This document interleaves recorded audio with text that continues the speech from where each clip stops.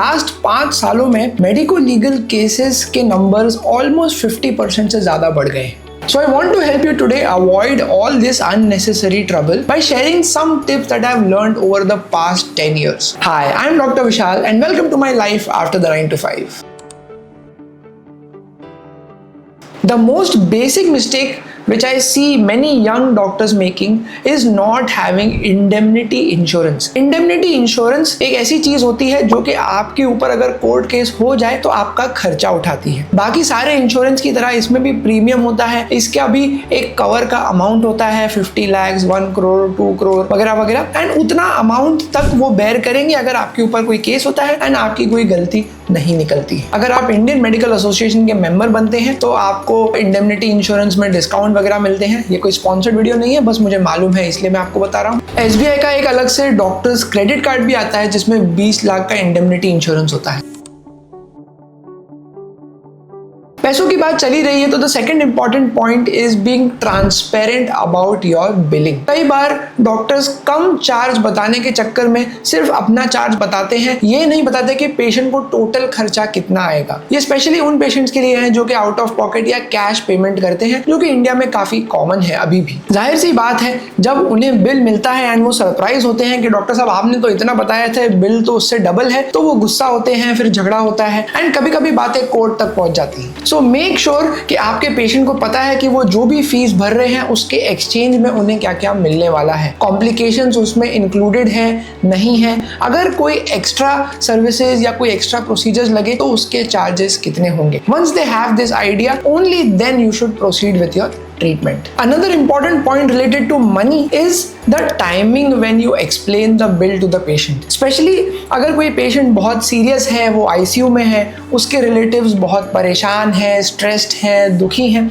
ऐसे समय पे आपको अपने बिल या पैसे से रिलेटेड चीजें नहीं बतानी चाहिए या डिस्कस नहीं करनी चाहिए। I have seen many doctors breaking this rule and getting into trouble. आप चाहो या ना चाहो, मेडिसिन बाकी प्रोफेशंस जैसा नहीं है जहाँ पे के पैसे के एक्सचेंज में कोई सर्विस प्रोवाइड करी जाती है। हाँ, ऊपर से मोटा मोटा यही होता है कि पेशेंट पैसे दे रहा है एंड आप एज अ डॉक्टर उन्हें सर्विस प्रोवाइड कर रहे हैं, बट यहाँ पे बहुत सारे इमोशनल फैक्टर्स भी आ जाते हैं। तो अगर आप गलत टाइम पे पैसों की बातें करेंगे तो आपकी उससे रेपुटेशन खराब हो सकती है, आर्ग्यूमेंट्स एंड झगड़े हो सकते हैं। तो आप या तो कोई सिचुएशन क्रिटिकल होने के पहले चीजें एक्सप्लेन कर दीजिए, आप बता दीजिए कि अगर ऐसी XYZ सिचुएशन आई तो इतने चार्जेस बढ़ सकते हैं, या एक बार सिचुएशन हैंडल हो जाए, पेशेंट स्टेबल हो जाए, सब रिलेटिव्स सेटल हो जाए, मेंटली शांत हो जाए, फिर आप एक्सप्लेन कर सकते हैं।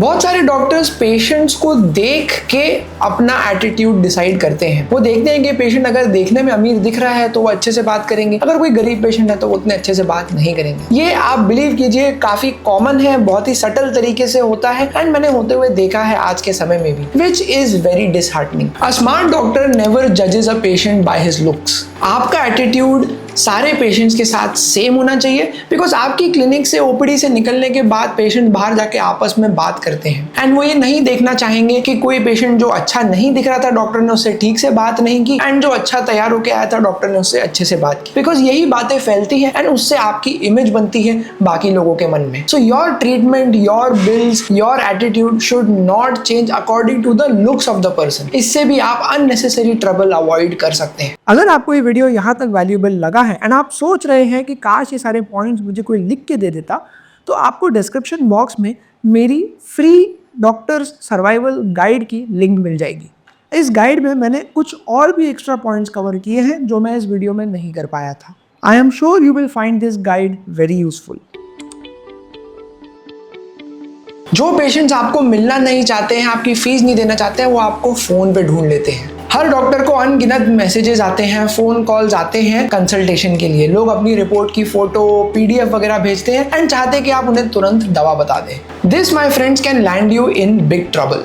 सबसे पहली बात, सोशल मीडिया पे या इंस्टाग्राम, व्हाट्सएप मैसेजेस पे मेडिकल कंसल्टेशन करना टेक्निकली लीगल नहीं है। फिर भी आपको मजबूरन करना पड़ रहा है, आपका कोई दोस्त है, रिलेटिव है, बॉस है, जो भी है, तो आप उसका एक स्क्रीनशॉट रखिए प्रूफ के तौर पे कि आपने जो भी चीज बोली थी उसका आपके पास रिकॉर्ड है। हमेशा कोशिश कीजिए कि मरीज आके आपको ओपीडी में एक बार तो दिखा दे। फॉलो अप कंसल्टेशन फिर भी आप फोन पे या ऑनलाइन कर सकते हैं। I never give any answer to any patient जो कि मुझे फोन करके बोलता है कि मेरा पेट दुख रहा है, सर दुख रहा है, फलानी कोई तकलीफ हो रही है। माई आंसर इज ऑलवेज कि या तो आप आके मुझे दिखाओ अगर मैं अवेलेबल हूं तो, या फिर अपने नियरेस्ट फैमिली डॉक्टर के पास जाके दिखाओ। कोई बड़ी बात नहीं है बताना कि पेन किलर दवाई खा लो या इंजेक्शन लगवा लो, बट बिकॉज आप जानते नहीं है कि क्यों पेन हो रहा है, हो सकता है आपके ट्रीटमेंट की वजह से पेशेंट का कोई नुकसान हो जाए। अगर आप रेगुलरली ऑनलाइन कंसल्टेशंस करना चाहते हैं, then register yourself on a proper tele consultation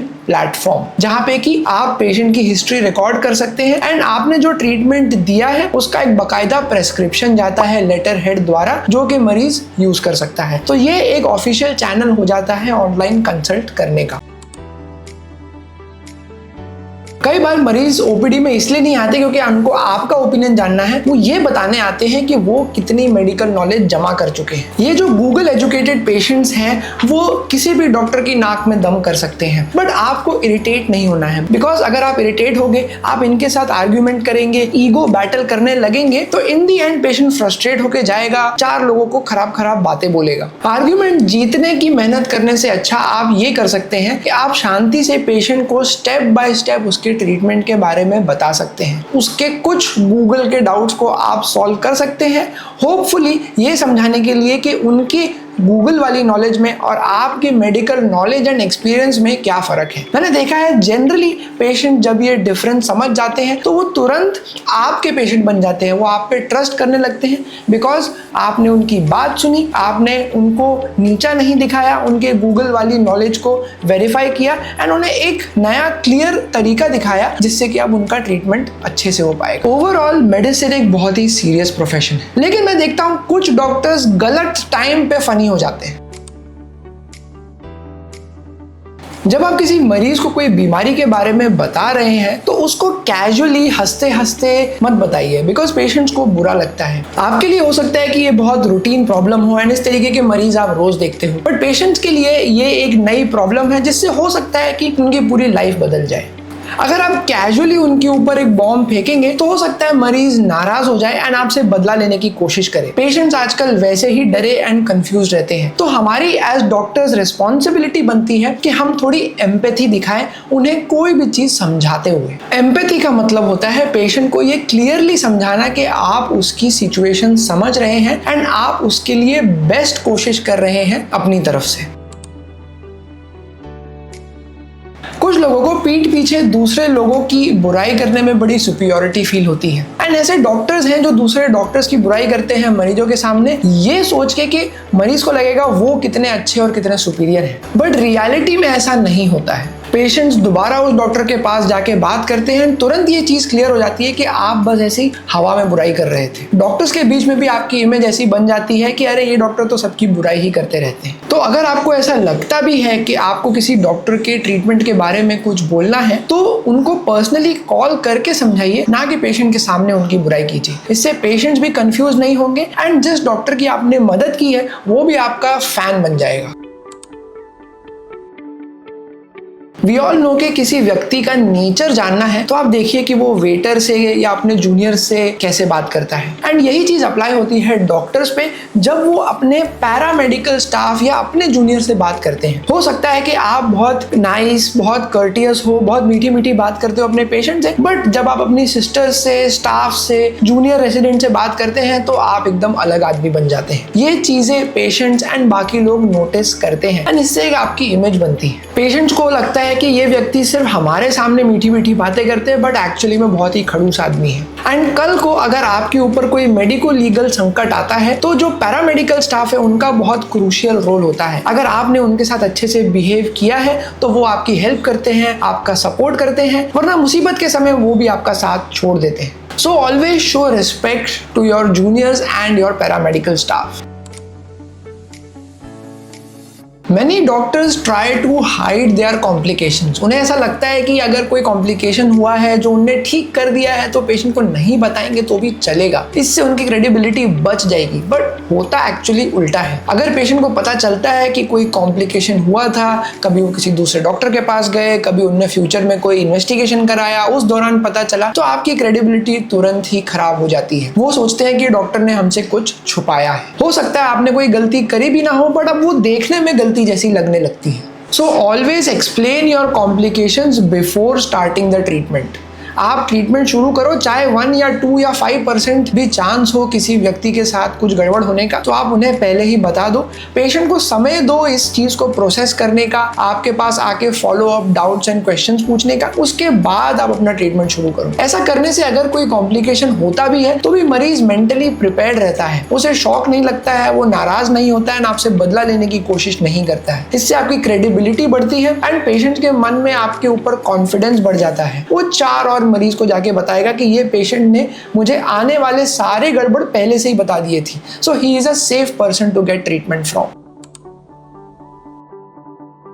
smart doctor वो नहीं होता है जिसको हर बीमारी का इलाज आता है। स्मार्ट वो होता है जिसको अपनी लिमिट्स पता है। आपको पता होना चाहिए कि आपकी स्पेशलिटी के हिसाब से, आपके स्किल्स एंड एक्सपीरियंस के हिसाब से किस किस्म की बीमारियों को आप हैंडल कर सकते हो। आपके सब्जेक्ट की हर टेक्स्ट बुक में लिखी हुई हर बीमारी का आपको ट्रीटमेंट आता हो, ऐसा कोई जरूरी नहीं है। एंड अगर आपको कोई चीज नहीं आती है तो there should be no shame in telling the patient कि मैं ये बीमारी का स्पेशलिस्ट नहीं हूँ। मैं आपको किसी व्यक्ति के पास, किसी डॉक्टर के पास भेज सकता हूं जो इस बीमारी को ज्यादा अच्छे से ट्रीट कर सकता है। कई बार मेरे पास भी इमीडिएट जवाब नहीं होता है पेशेंट को देने के लिए, तो मैं कहता हूं कि मैं अपने सीनियर से डिस्कस करके आपको फिर से बताऊंगा। एंड आज तक ऐसा नहीं हुआ कि कोई पेशेंट ने ये सोचा हो कि अरे डॉक्टर को कुछ आता ही नहीं है। Rather they feel happy, they feel confident कि इस डॉक्टर को पता है कि उसकी लिमिट्स क्या है एंड वो मदद लेके अपने सीनियर से बात करके हमारे लिए एक अच्छा ट्रीटमेंट प्लान बनाएगा। Now they trust your judgement even more because आपने अननेसेसरी शाइनिंग मारने की कोशिश नहीं करी।